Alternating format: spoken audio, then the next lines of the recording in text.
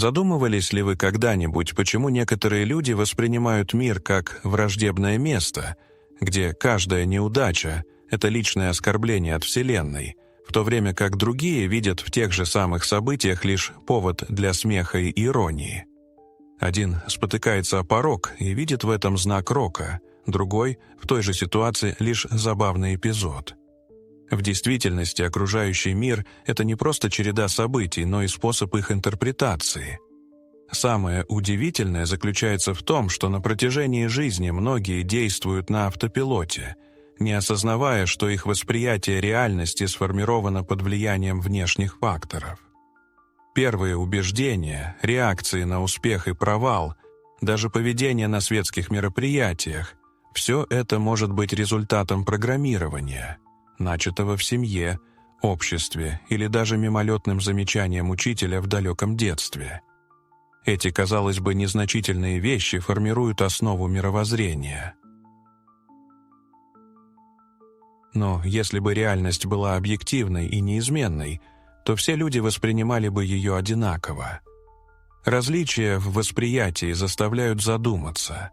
А что, если все, что мы считаем реальным, это всего лишь отражение личных убеждений и предрассудков? Если в сознании читателя возникло легкое замешательство, это может свидетельствовать о пробуждении к осознанию истины, которую многие люди никогда не подвергают сомнению. Способность трансформировать восприятие реальности открывает путь к всеобъемлющим изменениям, и этот процесс оказывается на удивление простым. Психологи часто приводят в пример один известный эксперимент, в ходе которого группа людей была помещена в комнату, где им демонстрировалась серия слов. Однако перед появлением каждого слова участникам на доли секунды показывали случайное изображение, слишком быстро, чтобы оно было осознанно воспринято. Некоторым участникам демонстрировали фотографию улыбающегося младенца, в то время как другие видели изображение автомобильной аварии. После прочтения слов участникам было предложено описать свои эмоции, и результаты оказались весьма любопытными. Те, кто видел улыбающегося младенца, испытывали чувство тепла, ностальгии и даже надежды. В то же время те, кто видел автомобильную аварию, ощущали напряжение, беспокойство, а некоторые даже предчувствовали надвигающуюся беду. Таким образом, одни и те же слова, произнесенные в одной и той же обстановке, порождали совершенно разные реальности.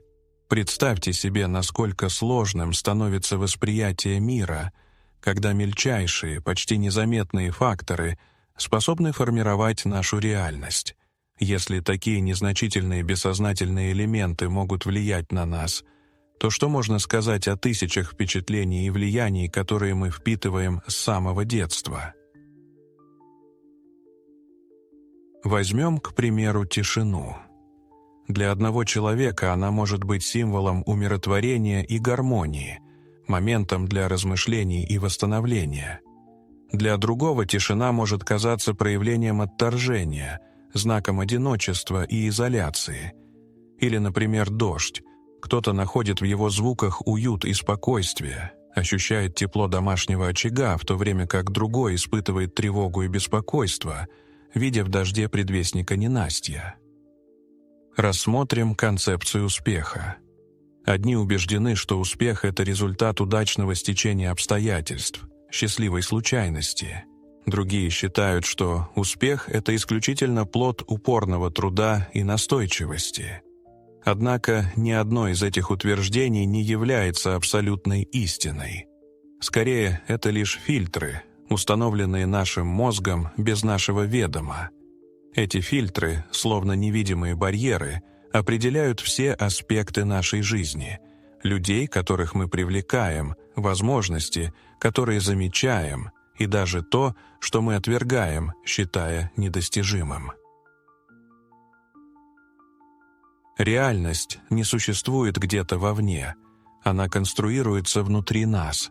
Именно поэтому два человека, начинающие свой путь с одной и той же точки, могут прожить совершенно разные жизни. Но вот что самое интересное. Как только мы начинаем осознавать этот код, скрытый за иллюзией, мы получаем возможность его переписать. Мы можем изменить свои фильтры восприятия, переосмыслить свои убеждения и тем самым создать для себя новую реальность, полную возможностей и перспектив. История Брайана Бэнкса, перспективного футболиста, чья карьера в средней школе предвещала блестящее будущее, является ярким примером трагической несправедливости и силы человеческого духа. Бэнкс, которому прочили стипендию в Университете Южной Калифорнии, USC, и карьеру в Национальной футбольной лиге, НФЛ, столкнулся с неожиданным и разрушительным поворотом судьбы.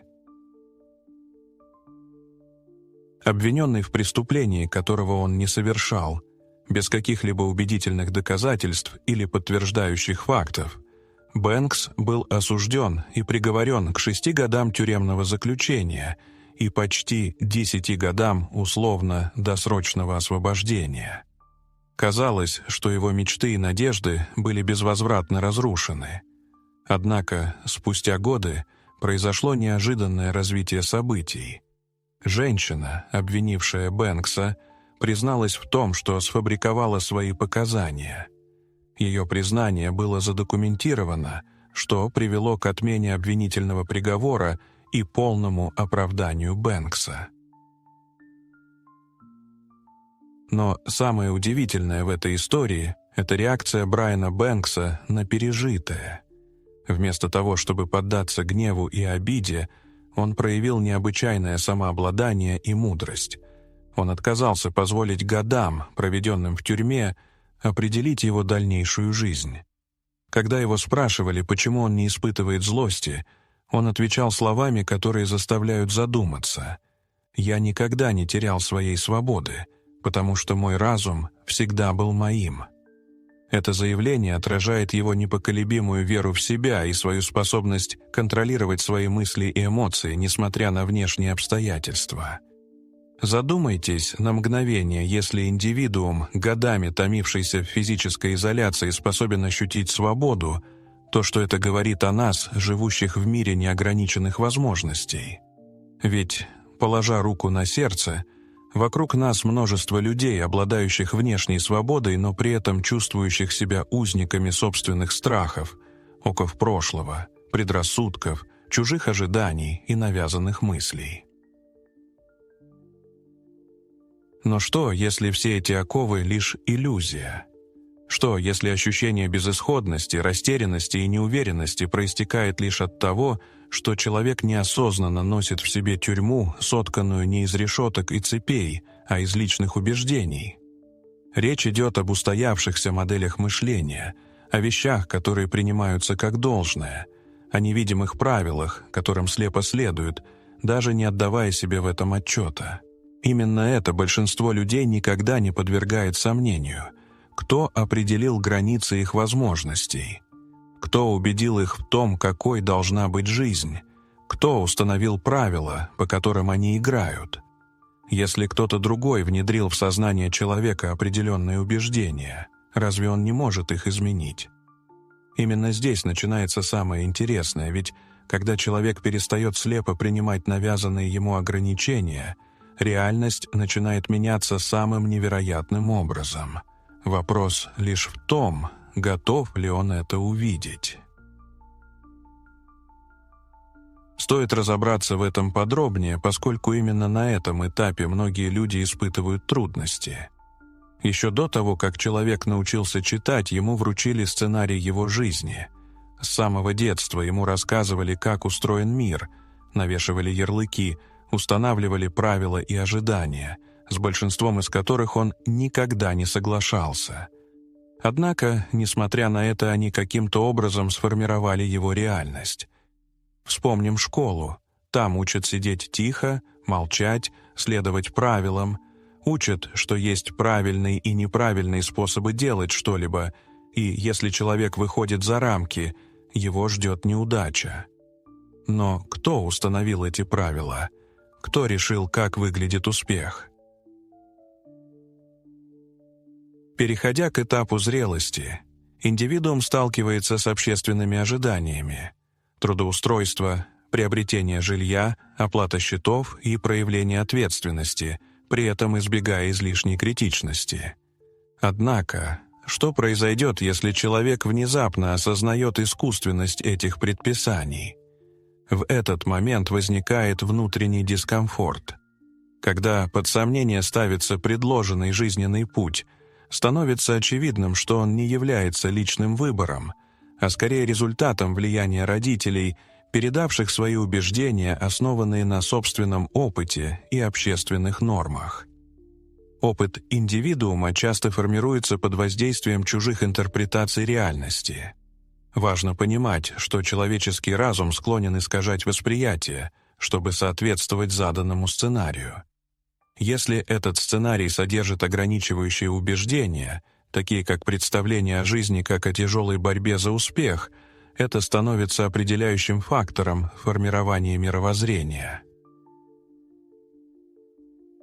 Реальность неумолимо подтверждает усвоенные человеком убеждения, и дело тут не в объективной истинности этих убеждений, а в том, что его так научили воспринимать мир. Осознание этого факта становится поворотным моментом.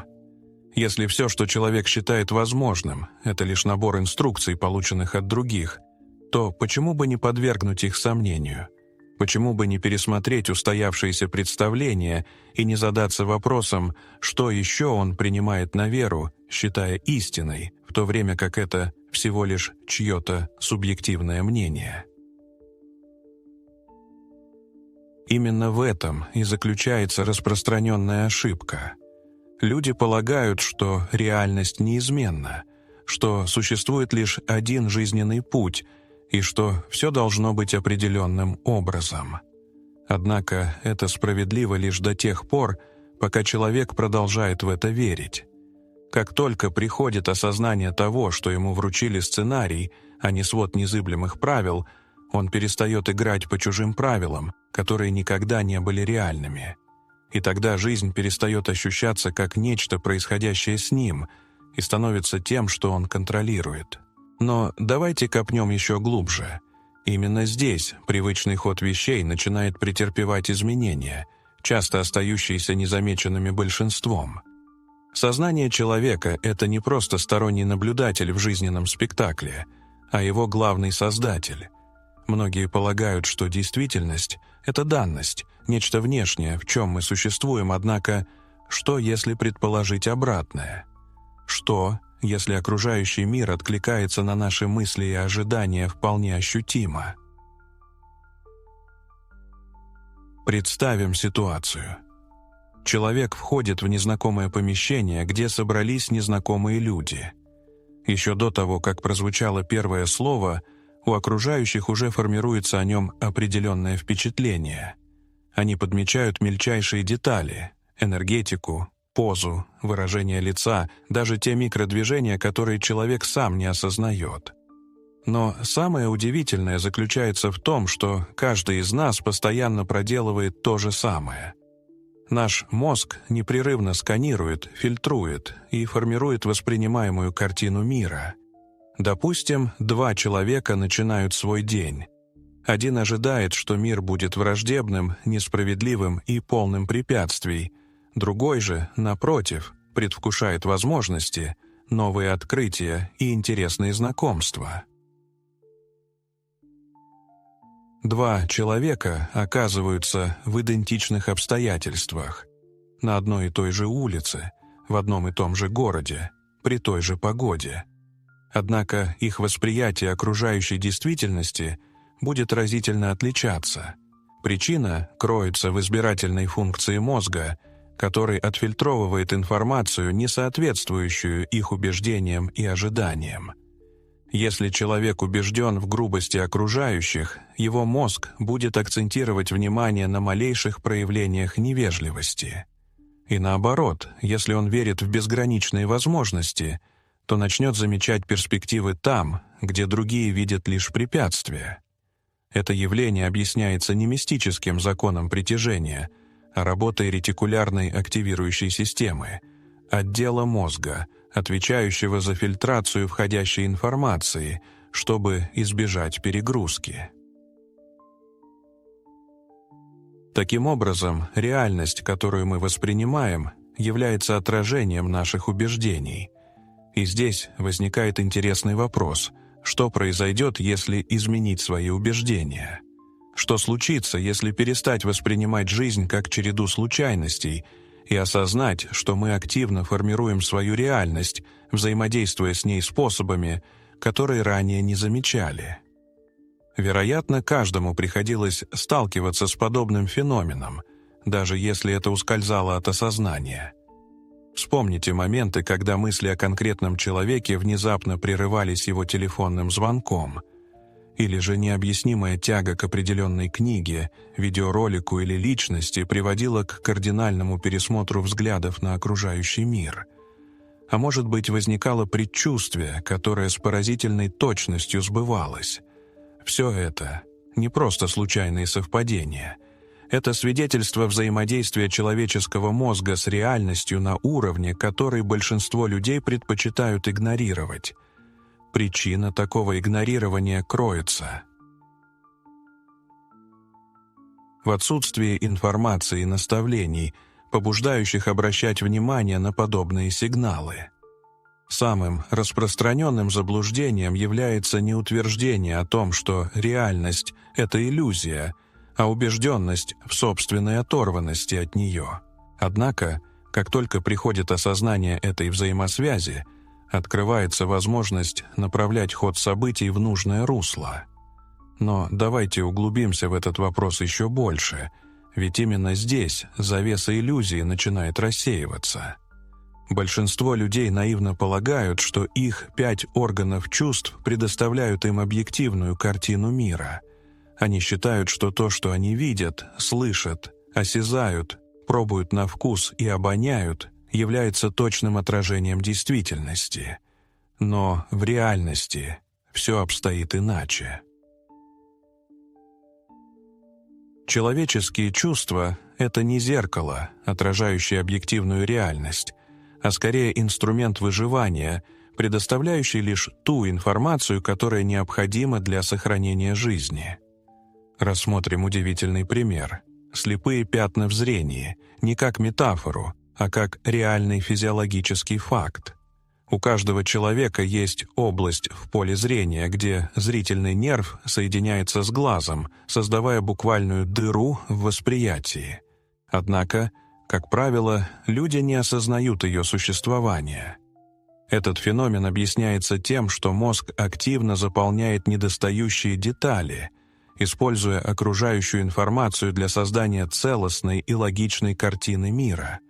Иными словами, мозг постоянно занимается домысливанием, предлагая версию реальности, которая имеет смысл. Но самое поразительное заключается в том, что это явление не ограничивается зрением. Восприятие реальности в целом подвергается фильтрации, редактированию и реконструкции в режиме реального времени. Разум отсеивает часть информации, приукрашивает другую и создает субъективную версию происходящего. И самое тревожное в этом процессе — невозможность узнать, что именно было упущено или искажено. Если допустить, что сознание человека активно формирует его жизненный опыт, то закономерно возникает вопрос о роли системы убеждений в этом процессе. Представим ситуацию. Человек с детства усваивает определенные представления о себе, например, убеждения в собственной некомпетентности, неудачливости или непривлекательности. Со временем мозг этого человека начинает отфильтровывать окружающую действительность таким образом, чтобы подтверждать это укоренившееся убеждение. Мозг словно подбирает и демонстрирует человеку ситуации, которые соответствуют его негативным представлениям о себе.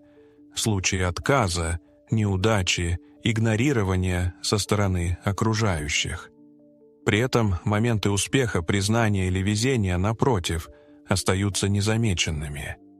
Возникает своего рода слепое пятно в восприятии, когда человек просто не видит того, что противоречит его убеждениям.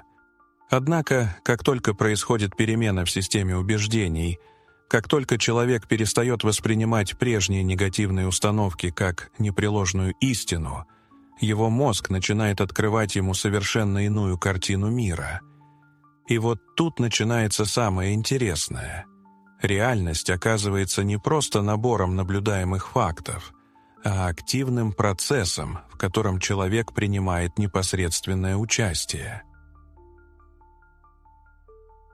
Каждый индивидуум, осознанно или нет, является творцом собственной жизненной истории. Разве не удивительно, как два человека, пережившие идентичный опыт, формируют диаметрально противоположные нарративы? Один видит в произошедшем подтверждение несправедливости бытия, в то время как другой воспринимает это как испытание, закалившее его дух. Единое событие порождает две различные версии реальности. Ключевой вопрос заключается в том, какую именно реальность человек выбирает для восприятия. Как только приходит осознание того, что разум играет определяющую роль в формировании окружающего мира, исчезает необходимость следовать навязанным правилам. Именно в этот момент реальность начинает трансформироваться самым неожиданным образом. Становится очевидным, что реальность — это не просто данность, в которой мы существуем, а динамично формируемый, фильтруемый и реконструируемый нашим сознанием конструкт. Следующее важное осознание касается контроля не только над восприятием, но и над вниманием. Замечали ли вы, что как только фокус смещается на определенный объект, будь то страх, цель или мимолетная идея, он внезапно начинает проявляться повсюду? Задумываясь о приобретении нового автомобиля, человек вдруг начинает замечать его повсюду на дорогах. Услышав о какой-то концепции, он сталкивается с ней в беседах, книгах и видеороликах.